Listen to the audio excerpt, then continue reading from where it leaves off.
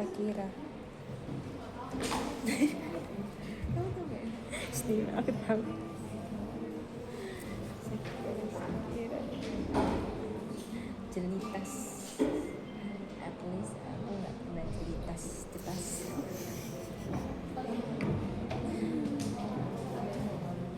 At least aku nggak pernah jelitas. Cek. Oke. Selamat sore semuanya. Oh, kelihatan ya, bagus. Cuman ini nggak ada ininya, colokannya. Biar saya dari belakang.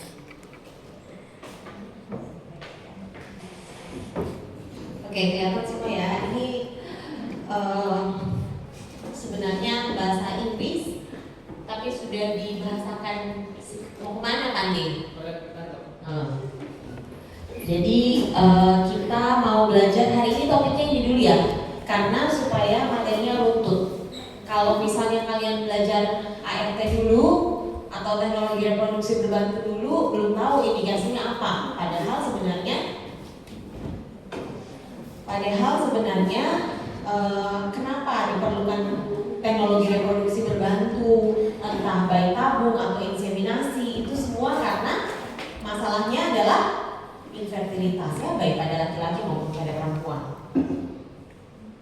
Oke, jadi ini yang diharapkan nanti kalian tahu bagaimana etiologi, patofisiologi singkat, kemudian faktor risiko, karena waktu kita cuma 2 kali 50 menit ya, dan banyak sekali penyebab dari infertilitas pria. Kalau misalnya kita bagi menjadi 3 bagian besar, kalau misalnya semuanya mau diketahui patofisiologinya, waktunya akan tidak cukup ya, karena male infertility saja itu satu topik itu ada 5 buku besar yang membahas, yang jadi referensi ini. Nanti kalian bisa download sendiri atau cari bukunya.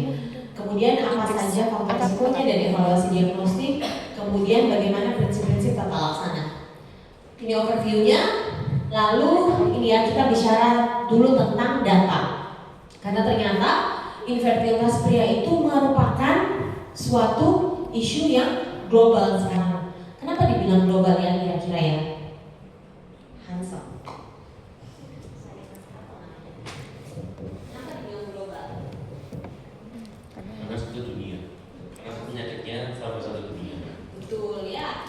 Karena ternyata seiring tahun, kalau misalnya mau dibandingkan dari 10 bahkan 100 tahun yang lalu, infertilitas pria ini meningkat pesat. Karena kenapa ya kira-kira? Jadi dulu tuh 1 mili, kan kalian sudah praktikum semen analysis semua ya. Dulu kalau 1 cc itu berapa kira-kira? Bisa tuh di atas 30 juta. Normalnya berapa? Masih ingat gak? Masih ingat gak? Sudah lupa? Nah, jadi sekarang berapa yang normalnya? Terserah mau pakai WHO 2010 atau 2021. Normalnya berapa? 15-20 juta ya. Itu sudah diturunkan dengan standar yang sekarang. Karena kenapa? 10 tahun yang lalu kualitas spermanya orang jauh lebih bagus dibandingkan yang sekarang. Ada yang tahu kira-kira penyebabnya? Paparan. Karena kenapa? Paparan radikal. Yes, betul. Paparan radikal bebas. Ada lagi nggak? Pola hidupnya. Hah? Cuma 1 saja? Oh, kalau begitu saya tunjuk saja deh. Hahaha. Karena kenapa? Coba Jenova ya? Karena kenapa Jenova?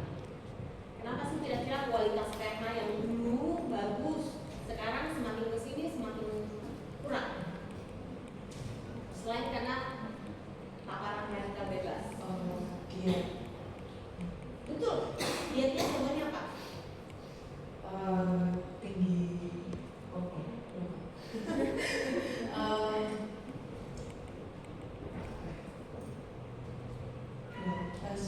Ya, betul sekali ya. Jadi karena semakin kesini, makanan itu semakin gampang kita dapat, dan kita sudah tidak perhatikan kadang-kadang nilai nutrisi dari makanannya. ada switching yang dulu misalnya masih konsumsi sayur-sayur atau biasanya orang bilang diet Mediterranean ya, itu bagus sekali untuk kualitas sperma. Tapi semakin kesini orang pilihnya yang gampang, sekali klik dapat apa? Burger, dapat KFC, dapat apa lagi? McD dan lain-lain, apalagi banyak promo ya di TikTok, ya enggak? Hah? Gitu ya, jadi gampang sekali kita dapat, akhirnya mempengaruhi seluruh tubuh ya. Jadi itu membuat inflamasi. Jadi kalau misalnya orang bilang obesitas itu yang dikarenakan kebanyakan kalori ya, obesitas itu oh gampang saja sih. Ternyata sekarang obesitas itu sudah dijadikan penyakit ya, karena kalau ada orang yang obesitas itu inflamasi terjadi sistemik atau di seluruh tubuh dan pasti akan mempengaruhi fertilitas ya. Itu beberapa dari banyak faktor yang akan mempengaruhi. Kita di mana nih? Kita di sini nih, ya enggak? 4-12%, lumayan tinggi dibandingkan dengan North America, Europe, Afrika, Australia sama South America. Ya, jadi Afrika sama Asia yang paling tinggi. Oke, jadi infertilitas kita bisa definisikan sebagai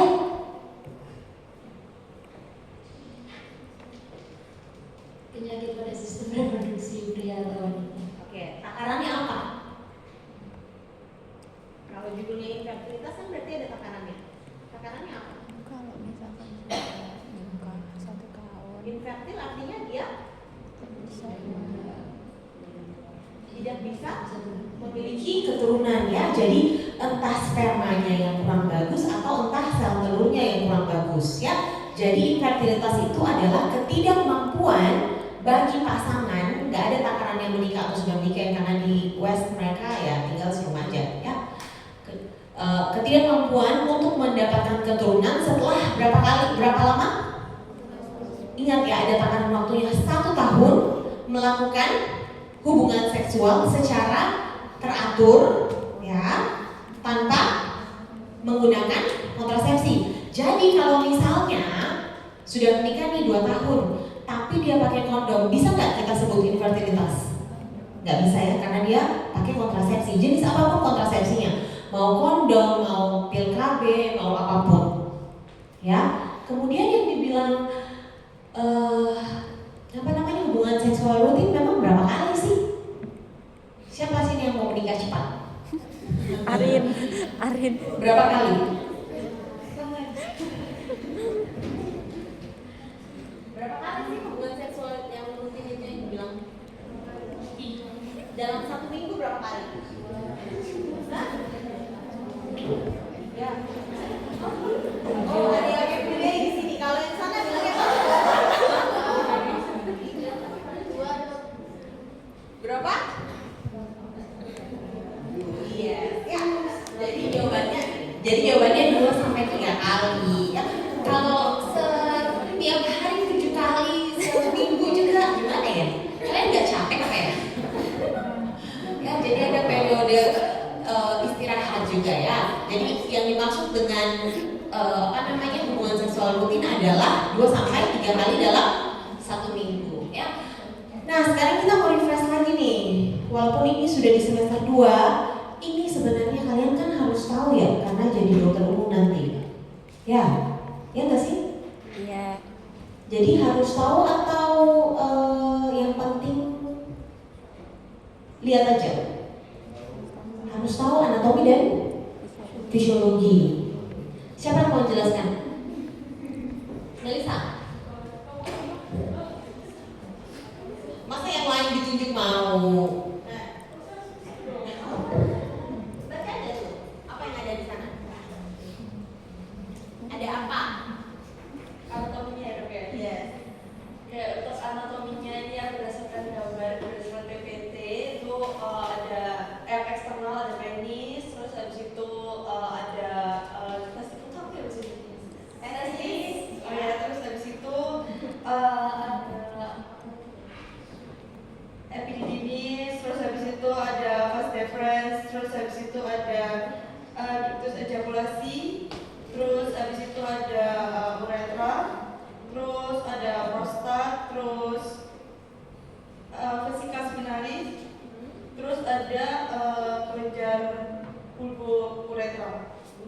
ya. Jadi kalau saya tanya ada berapa sih kelenjar reproduksi pada traktus reproduksi pria? Tambah lagi. Berapa? Nawar dong ini. Berapa? Ada? Sudah ada jawabannya. Ada berapa? Ada? Tiga. Ya. Jadi kita lihat. Ini adalah tempat produksinya sel sperma. Jadi laki-laki jaga ini baik-baik. Kalau misalnya dia cedera, kena tendangan, atau misalnya torsio yang tiba-tiba kita nggak bisa prediksi, segera bawa ke rumah sakit ya, karena ada window periodnya untuk tata laksana torsio. Kalau tidak kamu kehilangan satu testis atau bahkan dua dan akhirnya apa? Sudah say goodbye punya anak di masa depan. Ya, jadi ini dijaga baik-baik para pria.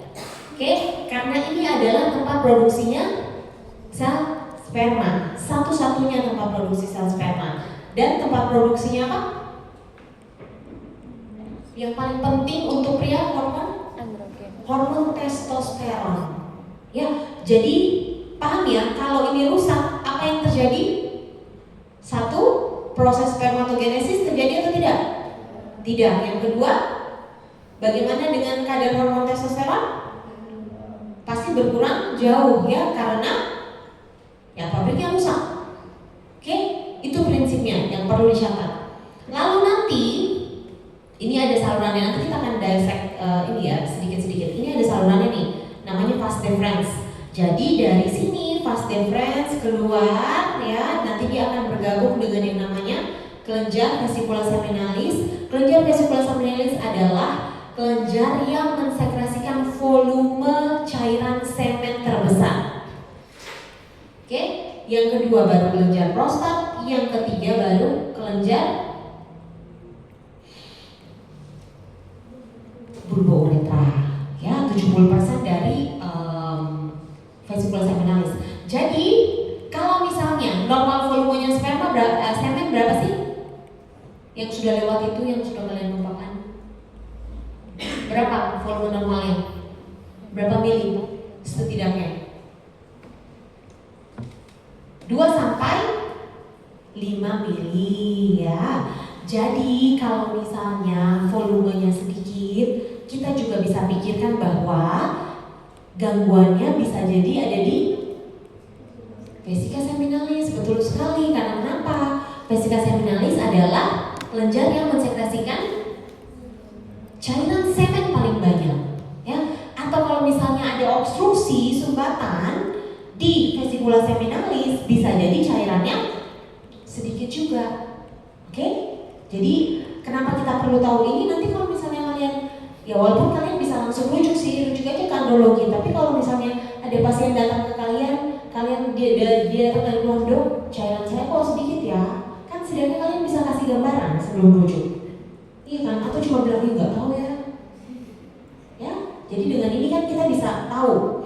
Kemudian yang kedua, ini dia akan gabung dengan kelenjar prostat, baru dia akan keluar ke muaranya di mana?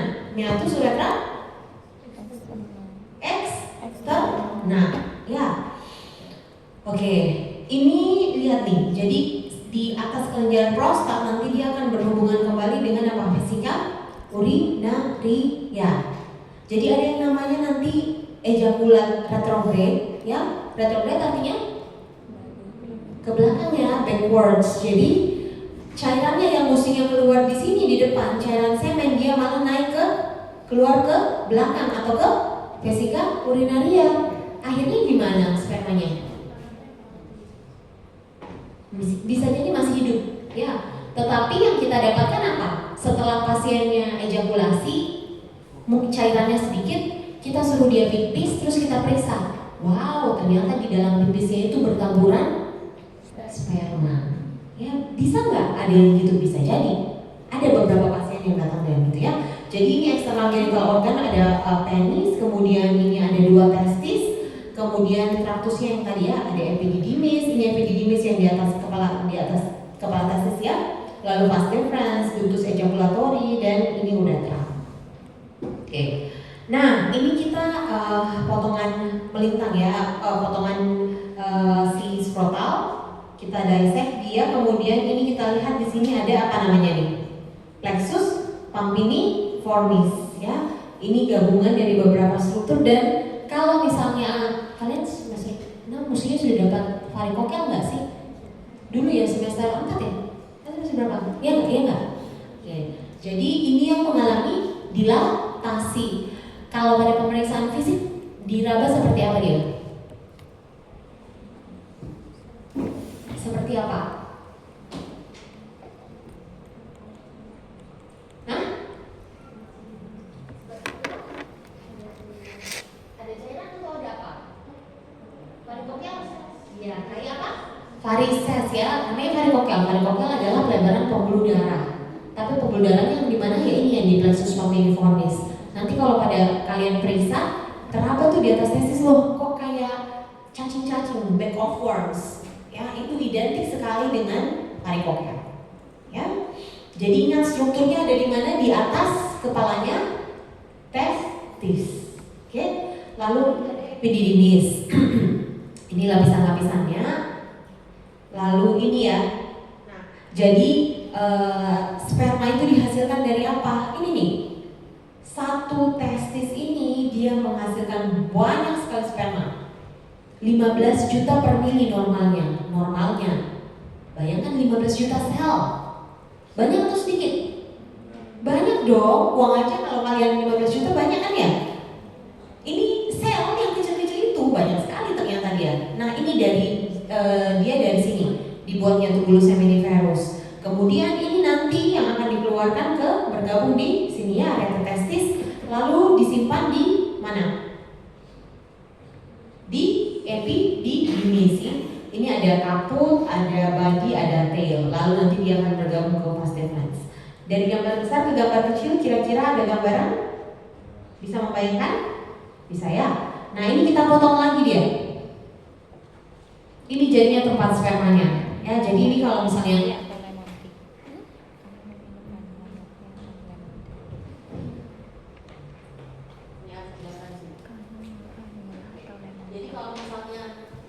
ini yang tadi nih, ini ya, kita ambil karena dia begini ya bentuknya.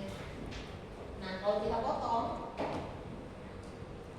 salah satu salurannya di sini, ya, kan bulat tuh, ini ya. Nah, ini adalah lumen, ini nih, kan ini kayak pipa ya, ini adalah lumen. Jadi ini dari bagian pinggirnya ada yang namanya sel germinal. Semakin kesini ini adalah spermatogonium yang akan nanti jadi spermatosit A dan yang pale, yang dark sama yang pale.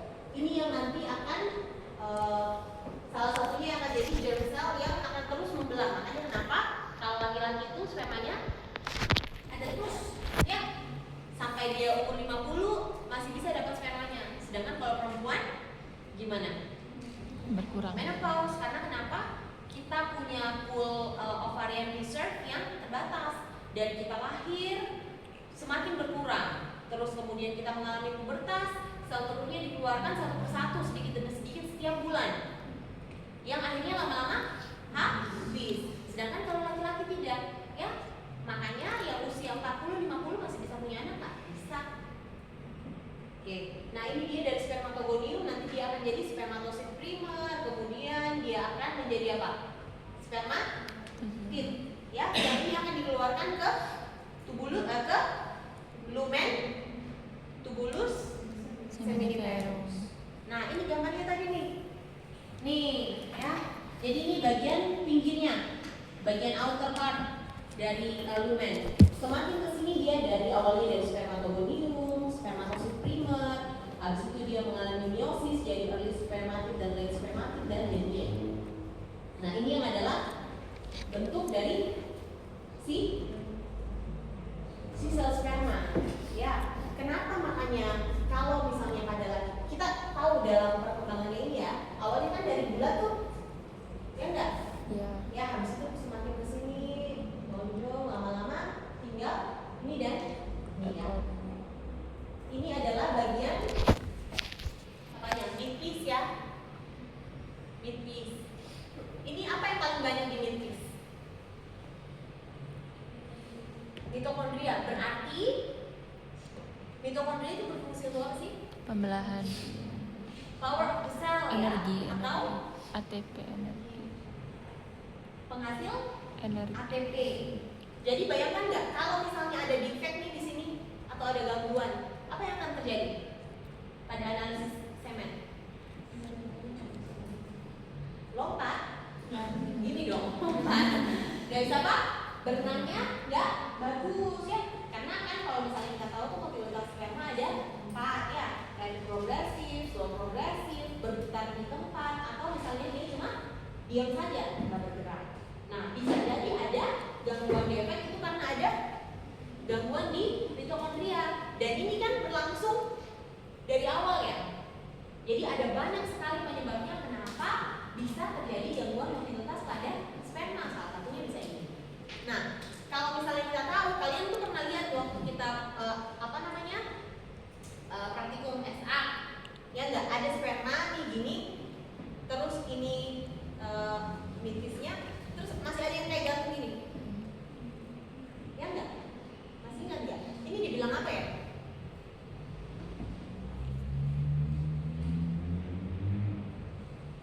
Apa kira-kira panjangannya?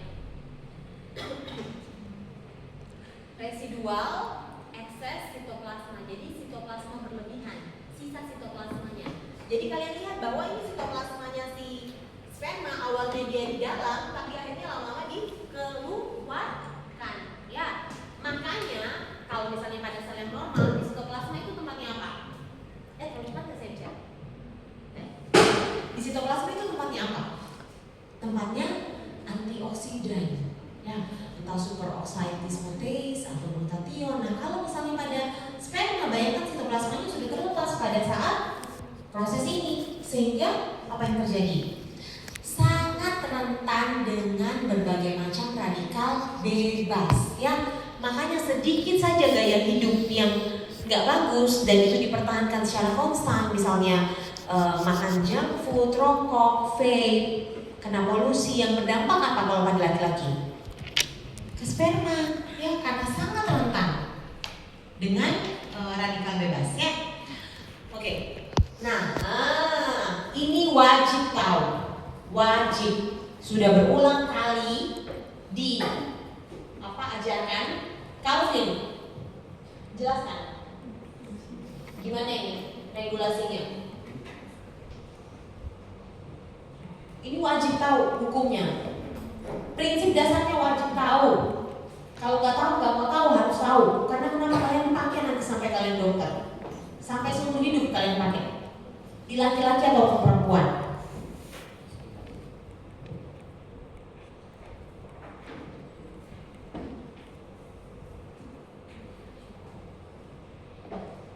Ada berapa bagian di situ yang terlibat?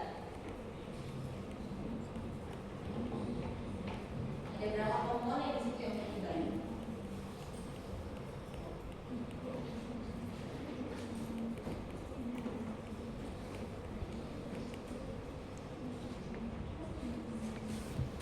Kalau yang bisa jawab kasih sebenarnya. Kalau dilihat dari gambar sama dengan perempuan itu ada 3 organ besar dari hipotalamus, hipofisis sama testis kalau laki-laki. Hipofisis di sini bagian anterior dan juga posterior juga masuk.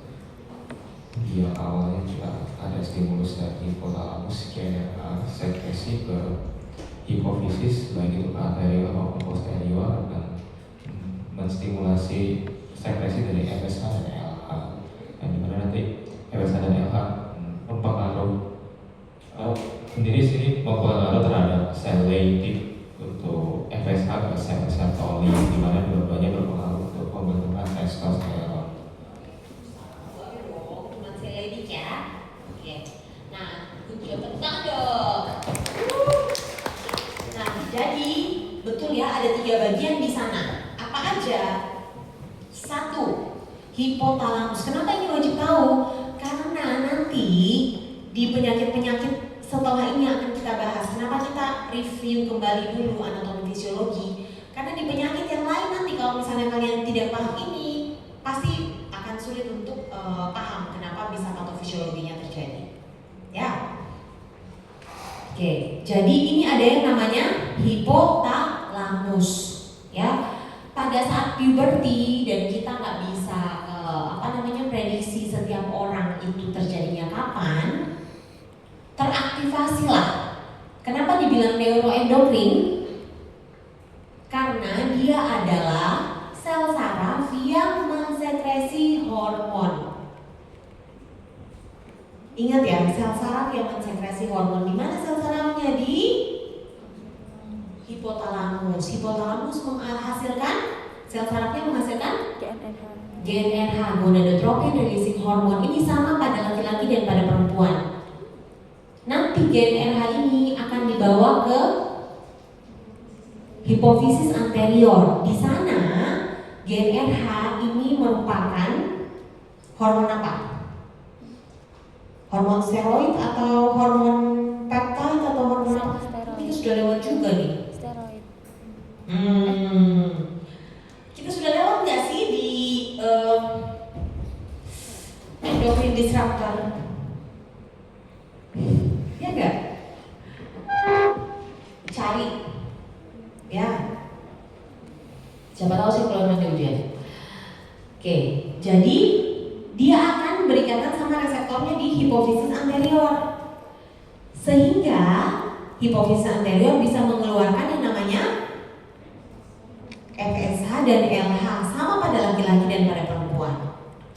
Kalau pada laki-laki, tapi kalau FSH pada perempuan dia apa? Membantu proses folikulogenesis, namanya saja follicle stimulating hormone, ya. Dia membantu menstimulasi folikel supaya bisa matang, supaya bisa matur. Nanti yang matur ini akan dibuahi. Kalau misalnya pada FSH dia merangsang proses spermatogenesis, sehingga bisa terjadi proses, sehingga bisa keluarlah si sperma yang lengkap tadi komponennya, ya. Oke, nanti dari situ kalau si sel LH bekerja di sel Leydig, kalau FSH bekerja di sel Sertoli. Jadi berbeda ya. Kalau si sel Leydig nanti dia akan menghasilkan testosteron. Keduanya ini, semuanya ini punya yang namanya negatif feedback mechanism. Apa sih artinya? Umpan balik negatif maksudnya apa? Negatif umpan balik. Kalau misalkan udah cukup dia. Kalau ya, jadi kalau misalnya testosteronnya sudah banyak ini dihasilkan oleh sel Leydig, dia akan bilang, pituitari anterior stop, hipotalamus stop produksi GnRH, dan yang anterior pituitari stop produksi LH, ya. Jadi kalau misalnya ini dulu ya, kalau misalnya nih masalahnya ada di hipotalamus, apa kira-kira yang terjadi?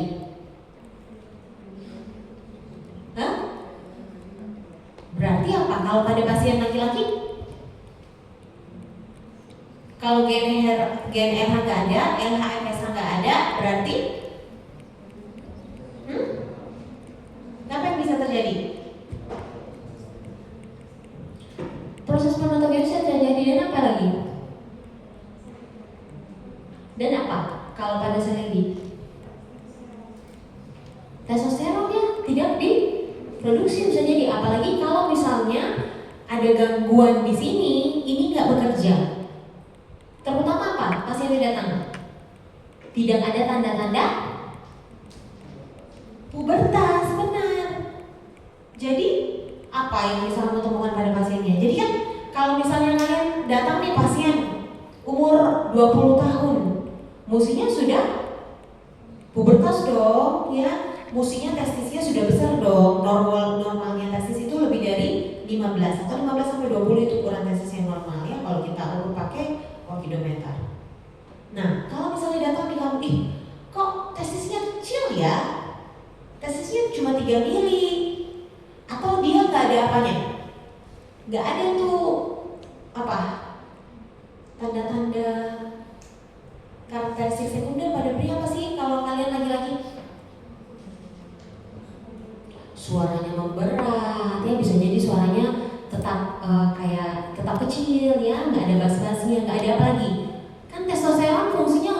karakteristik seks sekunder. Jadi kumis, jenggot, bulu ketiak, rambut pubis, ya itu fungsinya testosteron. Yang satu sih spermanya nggak berfungsi. Jadi apa yang terjadi?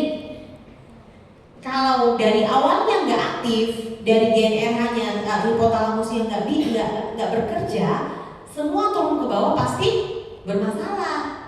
Jadi itu yang bisa kalian temukan pada pasien-pasien yang datang.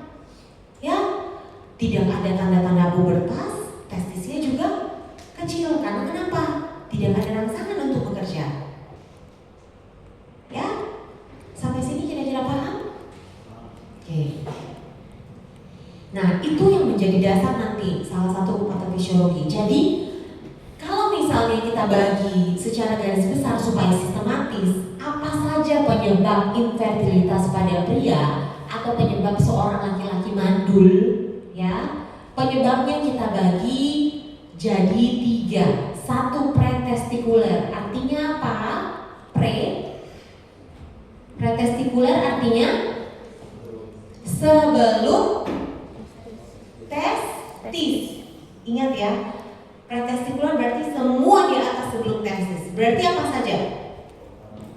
Hipotalamus dan hipofisis. Kemungkinan jalur hormonalnya yang terganggu. Oke? Kira-kira paham? Nah, kalau testikuler berarti yang bermasalah apanya? Testisnya. Berarti apa yang bisa terjadi pada testisnya? Entah testisnya dari awal tidak berkembang atau bisa jadi testisnya rusak karena hal dari luar, misalnya apa? Radiasi, ya kan? Torsio, trauma, benturan, semua yang bermasalah pada testis itu kita bilang faktor testikuler. Ya, jadi sudah 2 nih, pretestikuler sama testikuler. Yang ketiga, mana sih ini? Saya lupa lagi. Jadi saya belum lihat tanya nih. Ekle. Hah? Mana dia? Tanyakan di mana dia? Dicari dokter dia. Oke, jadi selanjutnya adalah post testikuler. Post testikuler artinya apa? Setelah testis. Jadi apa yang bisa terjadi? Kalau misalnya kalian, kita balik nih jadinya ke sini. Kalau tadi kalian paham, nih. Jadi dia sudah di sini nih. Tadi kan awal nih kalau dari yang pretestikuler berarti masalahnya dari sini sampai ke sini ya. Kalau testikuler ya di testisnya. Kalau post testikuler artinya produksi sudah normal, ada sperma, testisnya bekerja menghasilkan hormon. Tapi yang bermasalah adalah salurannya bisa jadi, ya. Jadi salurannya yang bermasalah bisa jadi ada apa? Kan dari sini tuh ya, dari epididymis sampai ke vas deferens, lalu sampai ke 2. Artinya yang bermasalah salurannya atau apa? Cara pengirimannya. Ya, makanya saya mau tanya karena saya berteman dengan dia sekarang di TikTok ya. Jadi pada dia jelaskan, karena saya sudah jelaskan biar karena banyak sekali ternyata kesalahan yang terjadi. Ya, nanti kita bahas itu. Tapi kalau misalnya di sini yang bermasalah, misalnya melihat nih, ini ya, misalnya saluran ini nggak ada, ini sudah diproduksi, bisa nggak dia keluar sampai ke sini spermanya? Tidak bisa. Dan kalau saluran ini bisa saja dia tidak terbentuk secara kongenital. Jadi dari awal pasiennya nggak punya saluran ini. Berarti apa yang terjadi? Kalau kamu periksa di di hasil semen analisis antara semen analisis dan semen analisa semen, bisa nggak? Kamu bisa nggak temukan cairan di sini? Kalau saluran ini nggak ada, kalau saluran ini nggak ada, bisa nggak kamu temukan cairan semen? Kok nggak bisa?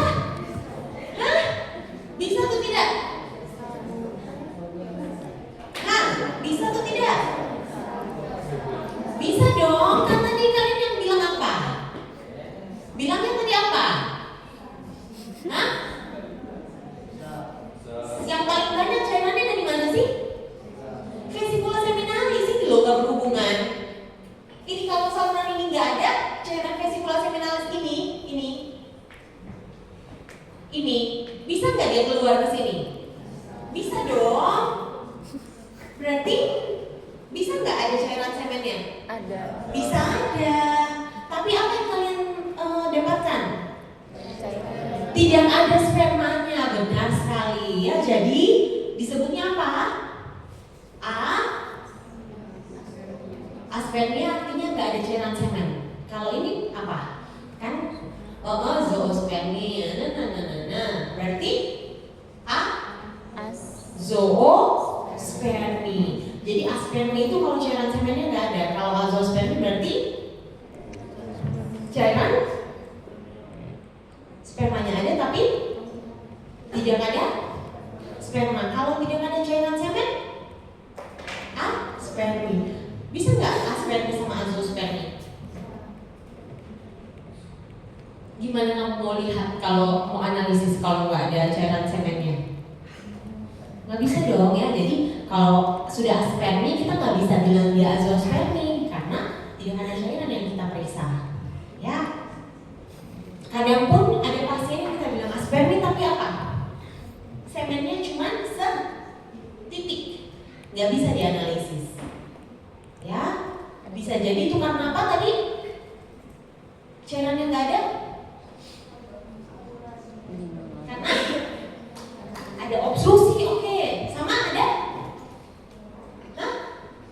Bisa, ada struktur penyempitan. Ya, penyempitan setelah dia infeksi. Bisa. Akhirnya cairan semennya nggak ada. Atau apa tadi? Yang dari sini cairannya, mestinya dia keluar ke sini, dia malah ke Retrograde. vesika urinari. Oke, sampai sini paham kah? Paham ya?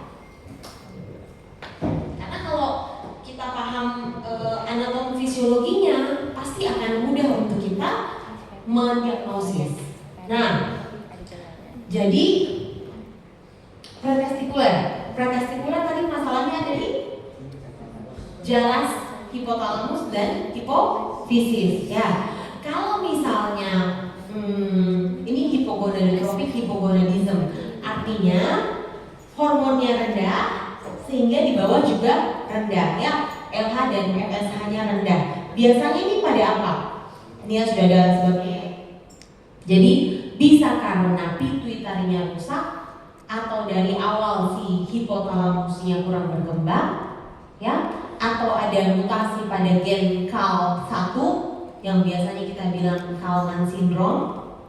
Mutasi pada gen 1 Kalman syndrome yang akhirnya bisa bikin apa? Itu gangguan migrasi neuron olfaktori ya, sehingga si pasien apa? Bagian otaknya mengalami hipoplasia kadang setelah kita MRI, tidak berkembang. Akibatnya apa? Ya gangguan juga pada hormon yang seharusnya disekresi di sana, hormonnya nggak ada. Oke, seperti itu. Nah, jadi kalau ada masalah yang mengganggu sekresinya, entah masalahnya langsung di otak, seperti hiperprolaktinemi, ya, hiperprolaktinemi dia ada apa? Prolaktinnya bisa tinggi. Kalau prolaktin tinggi, dia akan menekan hormon GnRH. Prolaktin itu bisa tinggi kalau apa juga? Menyusui. Dan satu lagi hormon yang tinggi biasanya yang akan tekan GnRH. Hormon kortisol. Jadi ingat ya, kalau hormon kortisol terlalu tinggi, yang mana biasanya kalian temukan pada kondisi apa? Betul sekali. Ya, kalau stres terus, stres kronis. Apa yang terjadi? Stres kronis, kortisolnya tinggi. Kalau kortisolnya tinggi, dia akan tekan GnRH, makanya akan berpengaruh ke hormon-hormon yang lainnya. Makanya kenapa kalau perempuan stres yang bisa terjadi apa? Gangguan siklus menstruasi. Itu dari sana penyebabnya. Makanya kenapa wajib tahu pathway ini. Ya.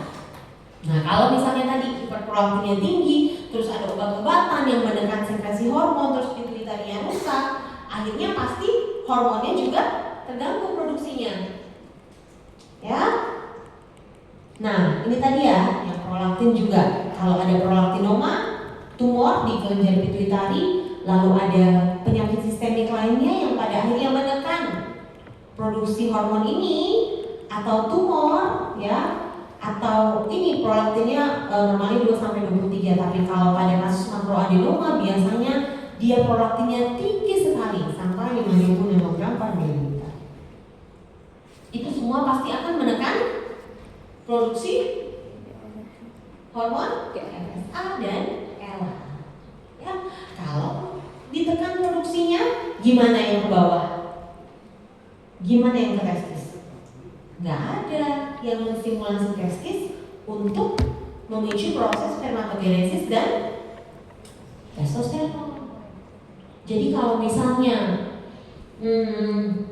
ada pasien nih datang ke kalian, dia sudah tidak ada tanda-tanda pubertas, yang harus kita cek berarti yang mana? Dari yang atasnya turun ke bawah, hipofisis anterior turun lagi ke bawah. Apakah masalahnya nanti di testis? Bisa jadi hormonnya ada, bisa nggak hormonnya ada tapi testisnya nggak bekerja? Bisa jadi kan? Ingat nggak prinsipnya hormon dan reseptor? Bisa nggak ada masalah di reseptor? Sudah disekresi nih LH sama FSH, tapi reseptor yang di testis yang tidak bekerja, yang rusak, yang tidak sensitif. Apa yang terjadi? Ya nggak bisa bekerja hormonnya, karena hormon akan bekerja kalau dia bisa nempel ke reseptor. Kalau reseptornya bermasalah, hormonnya bekerja nggak? Enggak. Oke. Nah ini lagi satu HPG disruptor. Bisa karena estrogen progestin. Nah ini substansi, ya, berbagai macam substansi yang pada akhirnya akan menekan sekresi GnRH. Bisa dari marijuana, ganja, ya, kanabinoid, atau agonis dan antagonis LHRH. Ini biasanya digunakan dalam kanker prostat. Jadi si gonadotrofiknya tadi terganggu. Gonadotropin itu disekresikan secara pulsatil, ya, nggak terus disekresi. Ada periode time-nya. Sekresi, turun, nanti ada sekresi lagi. Sama dengan testosteron. Testosteron itu juga kebanyakan disekresi pada saat tidur yang malam hari yang berkualitas. Jadi kalau kamu tidurnya terganggu, produksi testosteron juga pasti akan berdampak. Pernah nggak kamu rasain laki-laki begadang nih karena mau ujian-ujian, atau begadang main game, atau begadang nonton Korea? Nggak mungkin ya, perempuan itu, ya kan? Sering gitu ya cewek-cewek. Sering begadang, tidak bagus, gimana rasanya? Pasti kurang gairah, letih, loyo, lesu, lunglai. Bisa jadi itu akibat dari produksi testosteron yang tidak maksimal. Ya, jadi semuanya itu yang kita lakukan pasti akan berdampak sama tubuhnya kita. Nah, ini yang paling sering yang tadi saya bilang. Ingat, yang paling sering banyak sekali kekeliruan, kesalahan, kebodohan juga bisa dibilang, ya, yang terjadi di masyarakat. Apa kira-kira?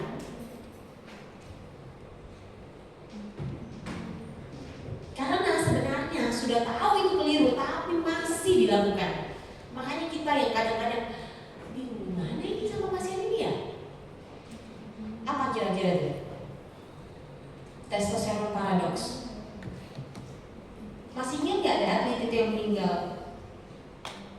Binaraka, sorry. Nah, ingat nggak? Tahu nggak? Tahu ya? Dia meninggal tiba-tiba, padahal badannya bagus dong, badannya kekar, ya, ototnya terbentuk six pack. Kebanyakan, makanya hati-hati yang gym, ya. Tapi karena kalian sudah tahu, setidaknya kalian bisa menasihati. Banyak kenapa? Supaya ototnya jadi. Disuntiklah testosteron, kan kalian tahu.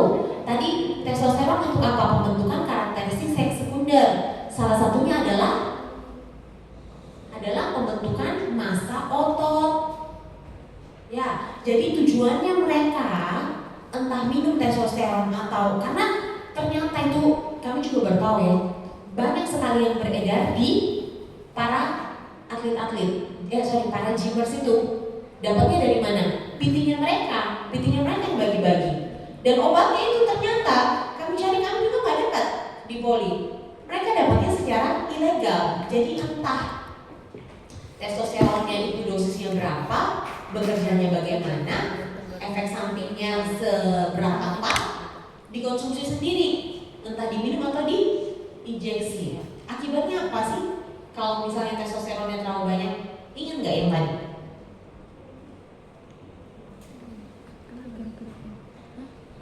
Testosteronnya terlalu banyak. Testosteron kan mestinya normalnya diproduksi di mana? Di testis ya. Kalau testosteron terlalu banyak, testosteron dari luar nih dimasukkan. Jadi tubuhmu deteksi apa ya? Testosteronnya banyak sekali berarti beredar di darah, ya enggak? Karena kan disuntik, diminum, jadi tubuh banyak sekali testosteron. Akhirnya apa yang terjadi? Negatif feedback ke hipotalamus dan hipofisis supaya tidak sekresi hormon ini lagi. Padahal yang sebenarnya kenyataannya akhirnya apa? Ini kan mestinya tadi yang FSH, LH sama Genera dia rangsang ke bawah supaya testisnya bekerja. Akibatnya apa? Testisnya bekerja nggak? Testisnya nggak bekerja. Testisnya nggak bekerja lama-lama apa? Karena terlalu banyak juga dari luar hormonnya, jadi ditekan malahan supaya testis nggak boleh, jangan produksi lagi nih testosteron, stop. Ya, jadi akhirnya apa? Lama-lama testisnya bisa menciut atrofi, benar, shrinkage dia, menyusut. Karena pemberian hormon yang terlalu lama. Ada pasien yang 3 tahun datang sudah pakai itu, diperiksa testisnya normalnya berapa tadi? Normal testis 15 sampai 20, dia 5. Pas dicek, karena kita nggak tahu ya, setiap orang berbeda. Ada yang bilang, beberapa penelitian bilang bahwa penggunaannya ini atau masa recovery tubuh itu berbeda-beda. Ada yang bilang oh tergantung usia itu recovery-nya bisa bagus. Oh tergantung dia aktivitas lifestyle-nya sebagaimana, memang hidupnya sehat atau ya. Oke, tetapi ya memang sih kalian sudah mengantuk ya jam begini, makanya saya berusaha tanya nih supaya jangan ngantuk, karena ini penting sekali. Saya nggak akan ulang lagi. Kita cuma ketemu nanti di mana? Di ujian. Iya nggak sih? Ya kan? Jadi ya begitulah. Oke, sampai di mana tadi? Jadi lupa deh. Jadi kalau misalnya tadi ya testosteronnya terlalu banyak, si testisnya akhirnya nggak bekerja untuk produksi sperm dan produksi testosteron. Akhirnya testisnya bisa menciut, kecil, atau bahkan nggak bekerja. Kalau sudah nggak bekerja testisnya, jadi kita palpasi kok keras ya dan kecil. Kita cek analisa semennya, bisa jadi ada pada pasien yang apa? Sudah nggak ada spermanya. Jadi jangan harap sudah say goodbye deh sama keinginan untuk punya anak di kemudian hari. Karena sudah bertahun-tahun testisnya ditekan, tidak bekerja karena penggunaan steroid. Ini analog steroid ya, anabolik steroid. Sedangkan kalian tahu efek sampingnya hormon ini, saya mungkin tidak bisa jelaskan ini ya sebelumnya ya. Mana makanya si Ekle itu saya tunggu dia supaya dia menjelaskan. Jadi testosteron itu fungsinya, efek sampingnya adalah, soalnya ini saya sudah sebagian, kenapa saya mau bagi juga ke masyarakat ya, karena ternyata setelah masuk ke poli itu ada banyak sekali kekeliruan yang dilakukan di masyarakat yang akhirnya datang merugikan infertilitas dan merugikan masa depannya mereka sendiri. Ya, nanti kalau kalian penasaran silakan dicek. Jadi salah satu fungsinya testosteron adalah apa? Efek sampingnya testosteron.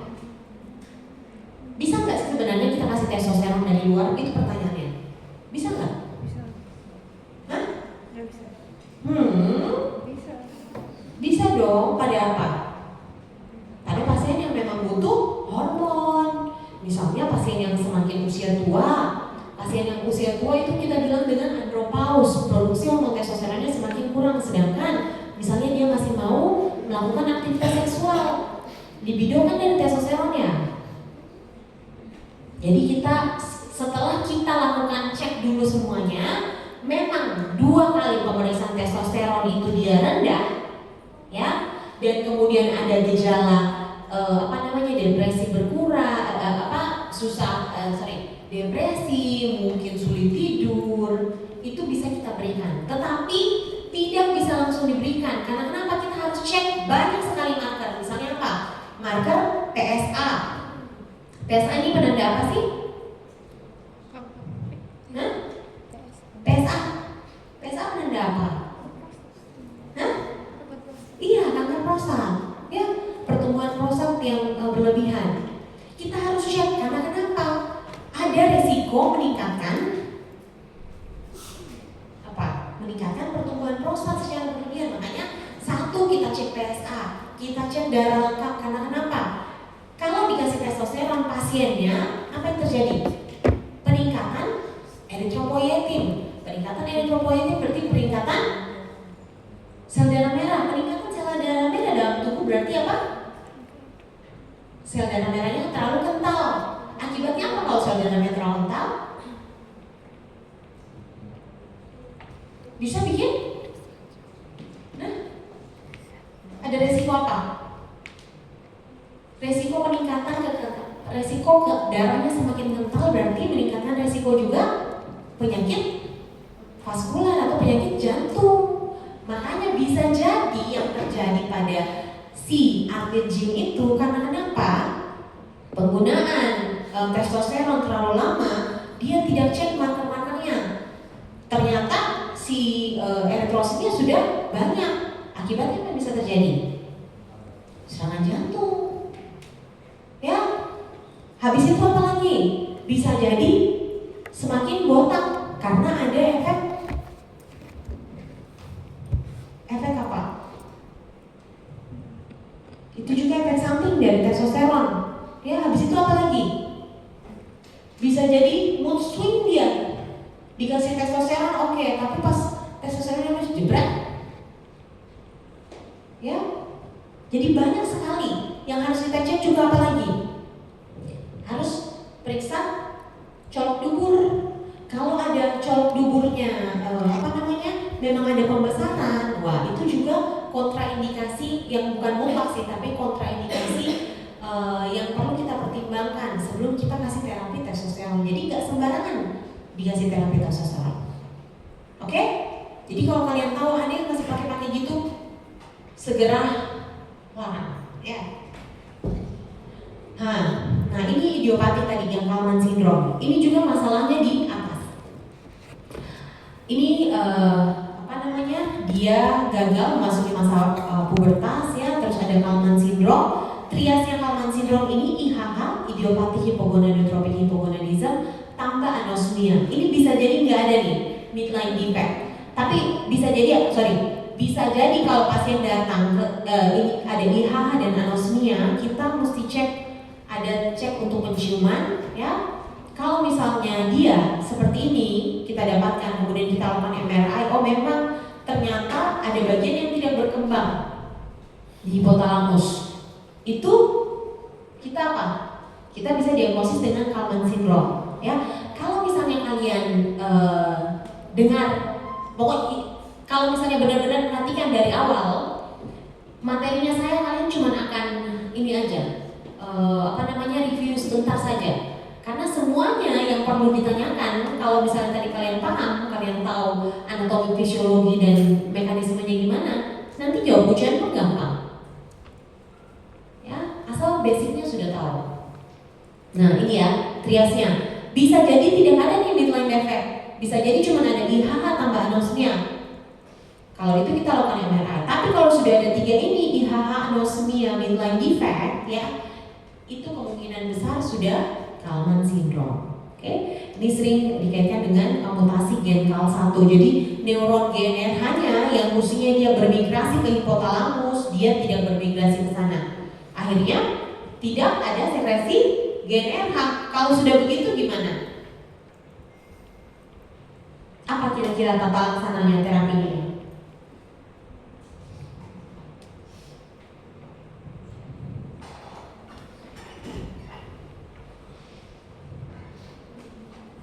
Kalau untuk fungsi seksual sudah pasti dia akan dapat testosteron injeksi seumur hidup. Ya, untuk kita kasih pertumbuhan panjang penis, untuk fungsi seksualnya supaya dia tidak mood swing, pasti kita kasihkan. Kenapa ya? Memang kadarnya rendah dari bawah. Ya. Nah, ini testikuler. Testikuler ini biasanya dikaitkan dengan NOA atau non obstruktif. Kenapa dibilang non obstruktif? Yang obstruktif kebanyakan di mana? Betul sekali, ya di testikuler. Nah, ini testikuler.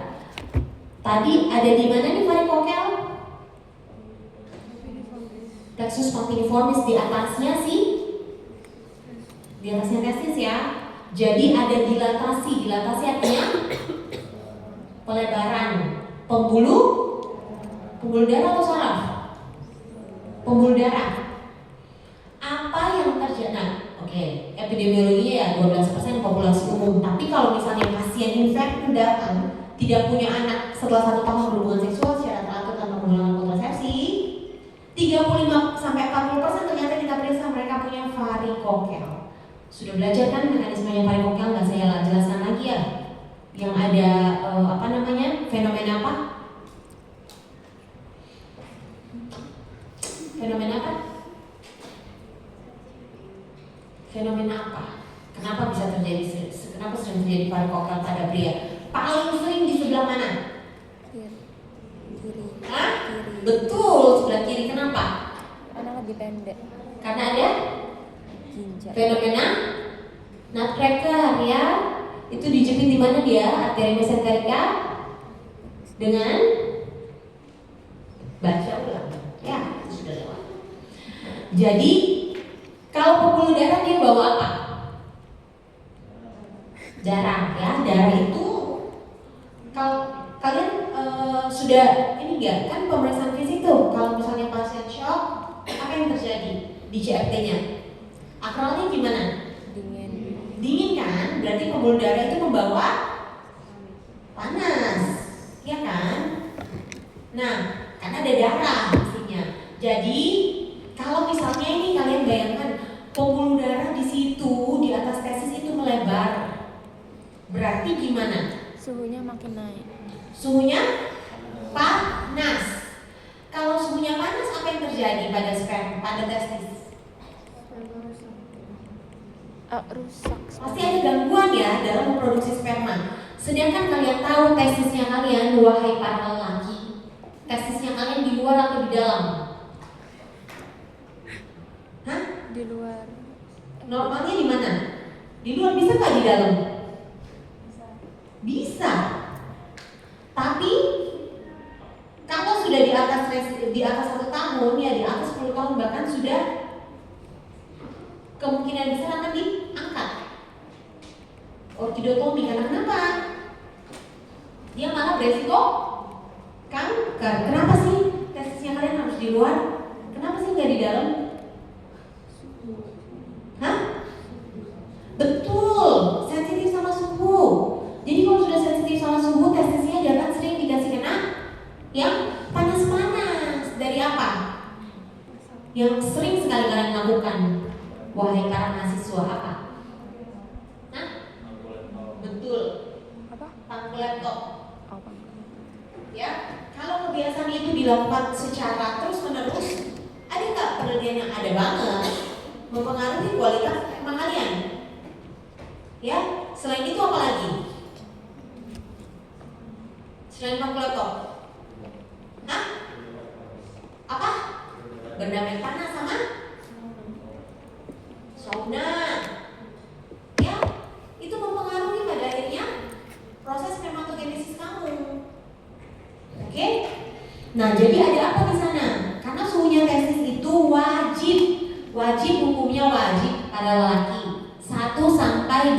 derajat Celcius di bawah suhu tubuh. Jadi kalau di atas 35 derajat Celcius, makanya laki-laki yang sering, kenapa laki-laki nggak boleh pakai pakaian ketat? Karena ventilasinya nggak lancar di sana, ketarik itu, ketekan. Gimana kalau ketarik?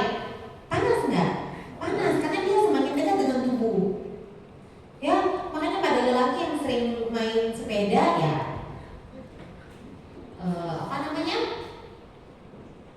hati-hati.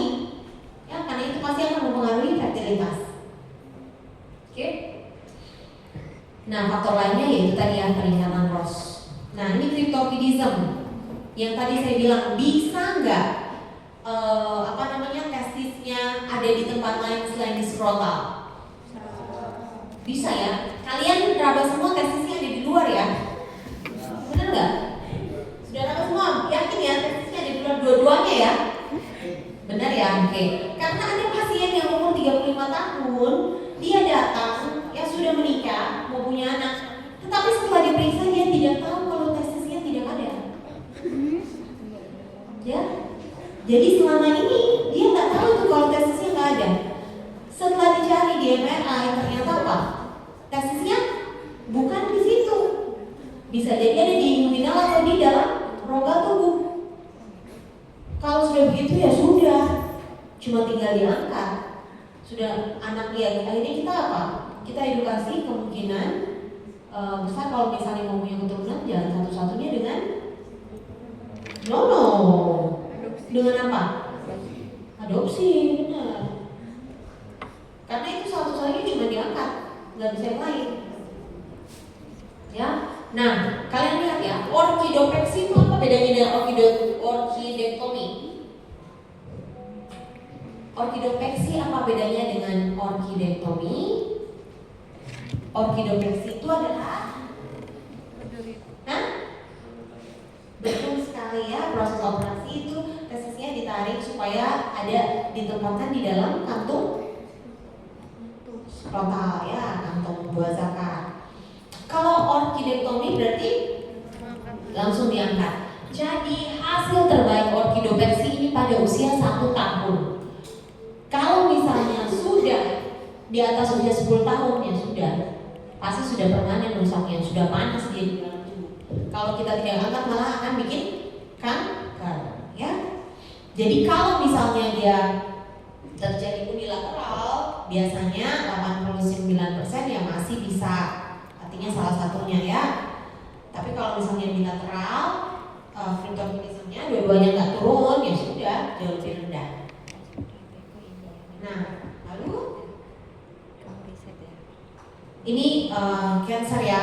Jadi ya dampaknya bisa jadi setelah di kemoterapi atau memang ada kerusakan di testisnya dari sel germinalnya yang mengalami pertumbuhan tidak wajar, pasti mempengaruhi pertumbuhan, pasti mempengaruhi produksi sperma dan produksi hormonnya juga ya.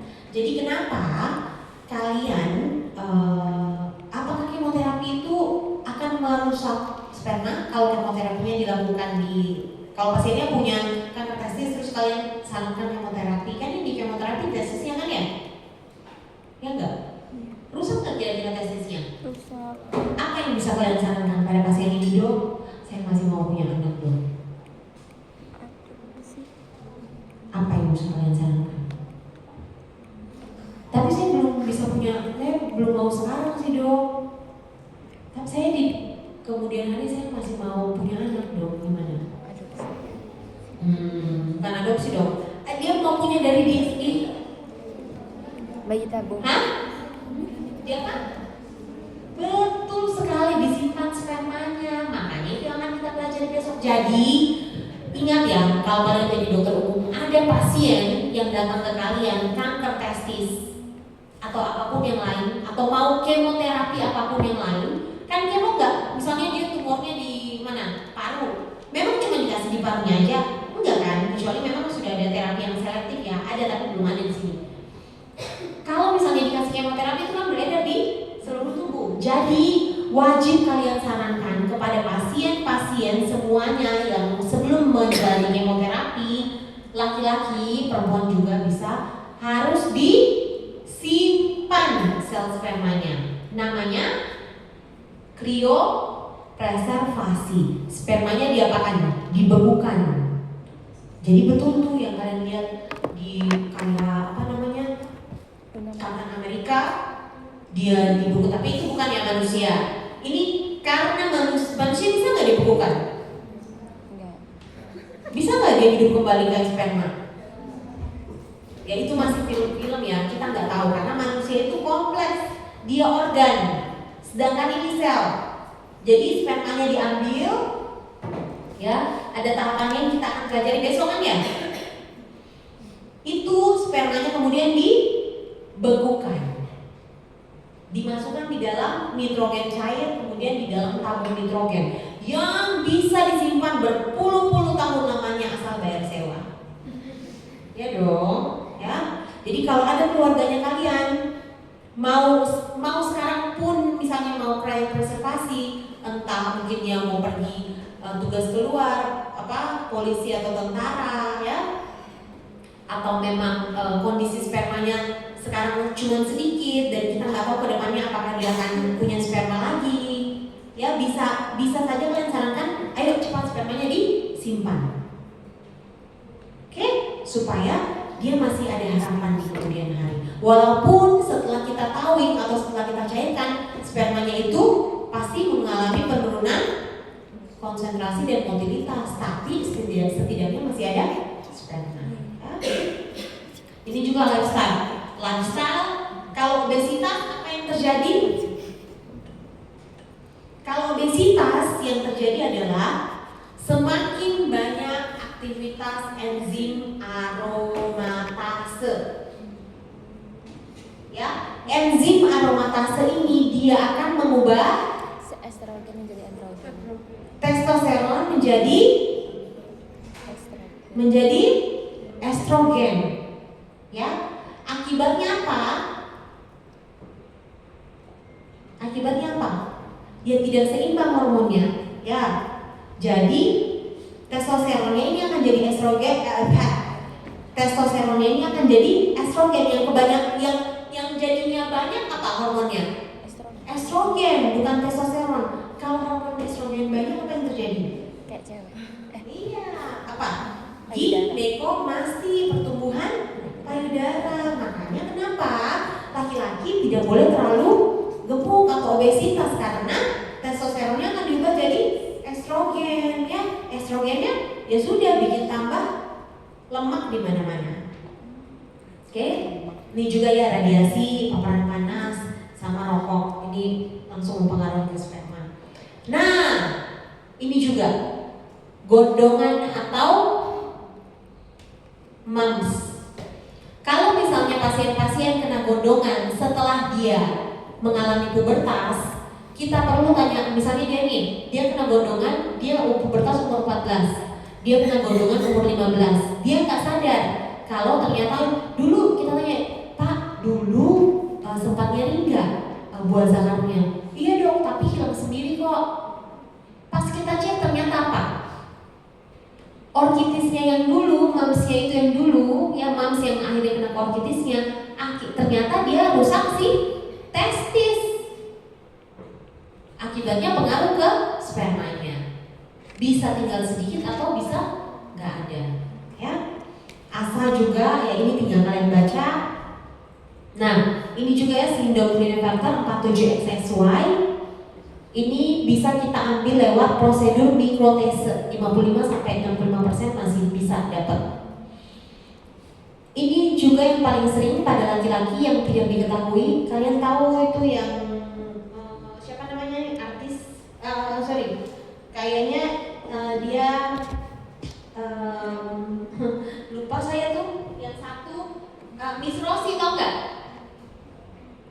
Tahu? Miss Rossi sama suaminya chef siapa gitu di Instagram. Nah itu dia memang sempat share, tapi bagusnya juga kenapa kita kenapa mereka share ya biar masyarakat juga lebih aware. Karena ternyata kalau misalnya laki-laki ini punya kromosom berapa banyak? Semua kita punya kromosom berapa banyak? Hah? Atau 22 pasangnya adalah kromosom otosom. Satu pasangnya adalah kromosom seks. Kalau perempuan XX, kalau laki-laki XY. Nah, kalau di kromosom Y-nya laki-laki itu bermasalah pada regio A, ini ya AZFA atau B atau C, ya, kemungkinan tidak punya anak adalah besar. Ya, jadi ini kromosomnya nih. Ini kromosomnya ya, ini lengan pendek, ini lengan panjang, ya. Ada regio-regio di sini yang kalau A sama B, AZFA sama B, AZFA, AZFB, B, AZFC. Kalau mutasinya di sini, salah satu regio ini A atau B, kemungkinan hasilnya adalah azo. Kalau yang C mutasinya, ya ini yang masih bisa ada harapan. Masih bisa ada oligozoospermi atau teratozoospermi. Ya, tapi kalau sudah ada mutasi ya sudah, kita tinggal bilang, Bapak, mohon maaf, ini sudah tidak ada sel yang akan membantu menghasilkan sperma karena sudah mutasi dari awal dari kromosomnya ini, ya. Jadi ya sudah. Post-tesikuler tadi ya kita sudah bahas, jadinya ada gangguan di transport, gangguan di pematangan atau di penyaluran sperma. Bisa jadi sudah ada spermanya, tetapi ada sumbatan atau masalahnya ada di penyaluran. Yang menyalurkan cairan semen ini kan nanti apa? Penis, ya. Jadi kalau misalnya penisnya tidak bisa ereksi, bisa nggak ada gangguan? Bisa nggak pasiennya infertil? Bisa, karena kalau tidak bisa ereksi berarti penisnya tidak bisa masuk ke dalam vagina, ya dong. Cuman nempel-nempel aja di depan nggak bisa masuk, ya nggak bisa. Nyemprotnya pasti nggak bisa di luar saja, walaupun memang masih ada kemungkinan spermanya berenang. Kalau berenangnya bagus bisa sampai membuang sel telur. Tapi kalau ada gangguan dalam pengiriman bisa jadi juga pasiennya infertil, ya. Biasanya ini OA. Nah, nanti besok kita akan bahas kalau OA apa, tata laksananya. Kalau NOA apa? OA jadinya tadi apa? Obstruktif azoospermia. Kalau NOA non-obstruktif azoospermia. Nah ini tadi ya yang post-tesikuler CBAPD. Masih ingat ya salurannya tadi? Masih ingat? Salurannya tadi yang nggak ada vas deferensnya. Jadi CBAPD congenital bilateral absence of vas deferens. Jadi saluran yang dari sperma tadi mau ke vesicula seminalis dan prostat nggak ada. Kalau begitu yang bisa kita lakukan apa? Untuk dapat sperma, aspirasi langsung, ambil langsung dari ininya ya, testis. Oke, ini yang sindrom ada triadnya, catat. Triasnya apa kalau dia sindrom ini obstruksi ya, azoospermia obstruktif, pasiennya sering kena infeksi sinusitis atau infeksi pulmonal dan ultrastruktur sinialnya tapi normal. Nah ini ada juga obstruksi dari ductus ejaculatorius, penyebabnya macam-macam. Namanya obstruksi ya. Di ductus ejaculatorius bisa jadi ada batu, ada kalsifikasi, atau yang tadi siapa yang bilang bisa nggak ada stenosis? Ya bisa jadi karena ada apa? Infeksi sebelumnya pada pasien-pasien yang datang ke poli kemudian sebelumnya resiko ada ini ya, ada apa? Dia sering berhubungan seksual dengan berbagai macam orang dan sering mengalami infeksi, kencing nanah dan lain-lain. Dia sudah segala macam dapat ya. Datang gimana? Datang mau punya anak, sudah menikah, udah punya anak, mau punya anak sama pasangannya yang sekarang. Tapi ternyata sebelumnya ada perilaku seksual yang apa? Yang beresiko. Ya, ternyata ya mungkin tapi sudah bikin apa? Penyempitan atau obstruksi di saluran reproduksinya karena proses infeksi yang dulu, ya. Nah, ini kalau pada pasien spinal cord bisa jadi pasien trauma ini dia jadi gangguan ejakulasi karena gangguan sarafnya, atau pada pasien yang misalnya dia dioperasi hernia sebelumnya kemudian ada cedera pada saraf, ya bisa jadi ada gangguan ereksi atau misalnya gangguan ejakulasi. Ini juga pada pasien BPH, obat-obatan tamsulosin, lalu antipsikotik ini risperidon pada pasien-pasien psikiatri, ternyata dia juga bisa ada gangguan ejakulasi, ya karena pemberian obat-obatan risperidon dan ini tamsulosin. Nah, ini kalau lubrikan, kebanyakan lubrikan, kalian tahu lubrikan ya? Gel yang dipakai untuk berhubungan seks. Itu kebanyakan lubrikan adalah sifatnya spermicidal, jadi dia berfungsi untuk dia dapat membunuh sperma, ya. Nah, ini disfungsi seksual. Jadi disfungsi seksual itu gangguan pada respon seksual, gangguan pada desire-nya, hasratnya, gangguan pada orgasme, atau ada nyeri pada saat hubungan seksual. Kenapa dibilang ini penting nih? Kenapa dibilang disfungsi seksual atau gangguan ereksi khususnya adalah window to the heart?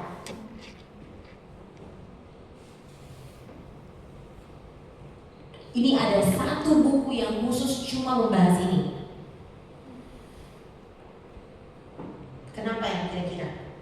Satu buku nih yang bahas, cuma ini aja. Erectile dysfunction sama window to the heart. Heart ini maksudnya jantung. Karena tahu nggak kenapa? Saya pun belum selesai baca bukunya. Bukunya tebal. Tapi ternyata ya satu rahasia penting, pembuluh darah di penis itu kurang dari 5 mm. Jadi pembuluh darahnya sangat kecil. Kalau sudah terjadi kerusakan pembuluh darah di penis, itu adalah biomarker atau penanda bahwa kemungkinan 5 tahun ke depan akan ada masalah juga di pembuluh darah jantung. Ya, karena pembuluh darah yang kecil sudah rusak. Jadi para lelaki kalau sudah ada gangguan disfungsi ereksi, bukan pada kalian ya, kayaknya sih kalian masih normal-normal aja. Kalau misalnya ereksinya masih ada pagi hari ereksinya atau pas malam ya, biasanya 20-30 menit itu ereksi sendiri tanpa diapa-apakan, itu masih normal. Tapi kalau pada pasien sudah ada disfungsi ereksi, kemungkinan 5 tahun ke depan sudah akan ada masalah di jantung. Jadi itu tanda aware sebenarnya. Ayo segera dicari penyebabnya apa supaya bisa langsung ditangani. Oke? Jadi kalian tahu kalau misalnya pasien jantung sudah datang, sudah ngos-ngosan, pasien penyakit gula sudah datang, ternyata dia sudah mengalami gula 5 tahun. Pasien apa lagi? Hipertensi 10 tahun tidak diterapi. Pasien apa lagi? Gimana fungsi ereksinya? Gimana? Kemungkinan besar pasti sudah terganggu karena masalah vaskulogenik. Ya, coba dia screening dari awal, sudah dari disfungsi ereksi nih, kita bisa prediksi memang faktor-faktor yang mempengaruhi apa aja supaya bisa segera diterapi. Ya, kalau sudah datang dengan gula sudah 10 tahun, sudah pasti disfungsi ereksi. Hipertensi 5 tahun, 10 tahun tidak diterapi, pasti disfungsi ereksi. Tanyakan fungsi ereksinya. Ya, pasien dislipidemi, kolesterolnya tinggi, kemungkinan juga berpengaruh. Oke. Jadi ini bisa karena neurovaskular, hormonal atau psikogenik. Tata laksana pertama untuk disfungsi ereksi adalah golongan PDE5 inhibitor. Yang ini bisa dibilang dengan kapsul atau pil. Pil apa para pria? Pil biru. Kalau orang-orang bilang pil biru, Viagra, ya, itu golongan PDE5 inhibitor. Ini lini pertamanya. Tapi kalau sudah terus dia pakai nih, sudah dapat dosis maksimal PDE5 inhibitor, sudah 6-8 kali dipakai, tidak ada perubahan yang signifikan, padahal dia sudah lifestyle modification, berarti kita lakukan apa? Kita coba switch ke second line, benar ya? Kita coba switch ke second line, yaitu injeksi intravenosa, diinjeksi langsung penisnya, bukan pakai hormon ya. Kemudian kasih vacuum device. Dan kalian tahu yang pasien yang kemarin itu, yang tadi saya sudah bilang, yang sudah datang karena mau, yang sudah pakai testosteron beberapa bulan lamanya, dia juga mau apa? Mau suntik testosteron ke penisnya. Dipikirnya testosteron itu bakal besarkan penis juga. Ya. Jadi ternyata itu makanya banyak sekali yang salah di masyarakat yang kadang-kadang gemas dan ingin dibantah gitu loh. Karena segala macam obat dikonsumsi untuk bikin otot besar. Oh ya, satu hal yang bisa kalian lihat ya kalau dari pengguna testosteron, karena ototnya stretch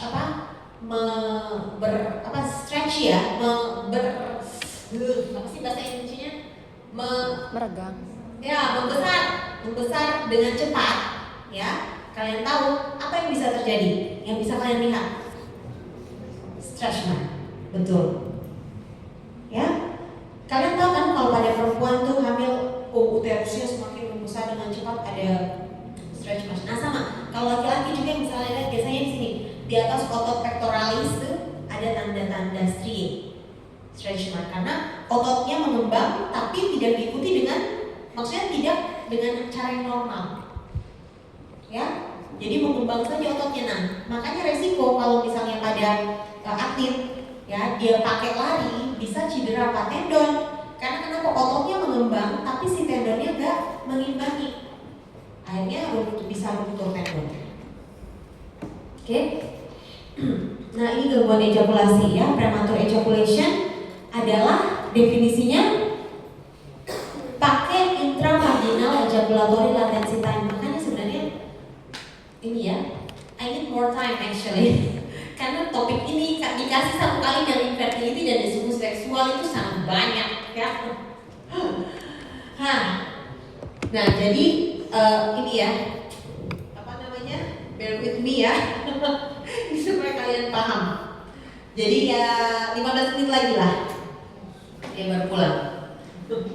Kayaknya soalnya sudah mengantuk, ditambah lagi berkegiatan ya.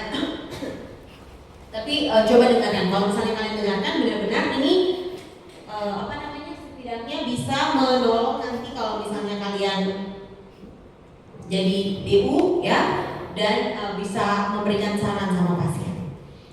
Jadi kalau prematur ejaculation itu adalah ukurannya tidak mampu untuk mempertahankan ejakulasi ya. Ukurannya intravaginal ejaculatory latency time. Jadi kurang setelah penisnya masuk ke dalam vagina, kurang dari 2-3 menit dia sudah ejakulasi. Bisa nggak kita pakai ini pada pasangan gay yang dari penis ke anal? Nggak bisa ya. Ukurannya ini IELT, intravaginal ejaculatory latency time. Jadi takarannya di dalam vagina. Biasanya ini pada apa? Selain pasien-pasien yang cedera saraf, spinal cord injury ya, atau pasien-pasien yang penyakit gula ya, yang sphincternya akhirnya tidak bisa dipertahankan, dia masuk kembali ke belakang, apa ya? Kalau pada usia mudanya dia sering masturbasi ya, porn addiction. vagina langsung jebret, ya, baru 5 kali gesek, atau dok, saya 10 kali gesek langsung keluar dok, ya, itu prematur ejakulasi atau dibilang dengan ejakulasi dini. Ini sebenarnya bisa ditangani kalau kita tahu penyebabnya. Makanya kalau ada yang begitu, bilang aja silakan konsul, karena kita perlu lakukan evaluasi. Ada penyebabnya nih, banyak sekali yang perlu kita cek. Ini buku prematur ejaculation saja 1 buku, dan belum juga selesai saya baca, ya, karena bukunya banyak sekali harus dibaca. Oke, nah ini tata laksananya behavioral therapy stop start. Jadi dilatih pas mau ejakulasi ditahan dulu, ditekan, tahan, baru coba dilakukan penetrasi lagi. Karena kalau pada laki-laki, kalau prepuciumnya itu masuk ke dinding vagina kan ruge ya, makanya itu yang bikin ada sensasi. Ya, oke. Saya mau bilang kalian belum cukup umur, tapi ya memang belajar itu bukan dong ya. Oke, ini ada throat ejaculation, sama kalau delay itu artinya ejakulasinya terlambat. Nah, ini summary-nya, tolong dilihat ya, karena saya akan bikin 12 atau 14 nomor dari materi ini ya. Dong, kan sudah sama ini UUP. Banyaknya.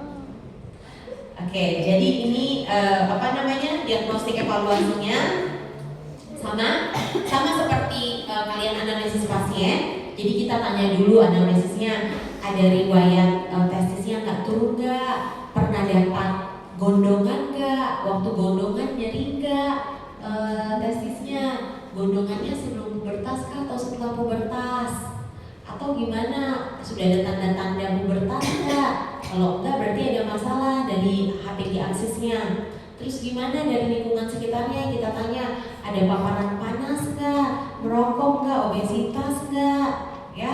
Terus pekerjaannya gimana, terpapar sama zat-zat toksin nggak. Kemudian riwayat surgery sebelumnya bisa nggak, ada nggak, kemoterapi sebelumnya gimana, ada nggak. Baru kita lakukan pemeriksaan fisik. Anamnesis sudah jebret, lalu kita pemeriksaan fisik, cek tanda-tanda hipogonadisme, cek volume testis, cek palpasi vas deferens tadi, ya, lalu varikokel. Ingat varikokel itu ada gradingnya 3 kalau kita dari pemeriksaan fisik. Kalau grade 1 dia hanya terpalpasi dengan falsafah. Kalau grade 3 dia sudah terlihat tuh. Lalu analisa semen, kemudian kita lihat volume normalnya, konsentrasinya, motilitas dan morfologi. Ini terminologinya udah pada tahu. Lalu cek hormonal, ya, sama karyotyping, cek gennya tadi, cek karyotyping dengan mikrodelesi kalau ada di kromosom Y. Lalu kita ultrasound, kalau misalnya pada perempuan kita ultrasound uterus, tuba fallopi. Kalau laki-laki kita ultrasound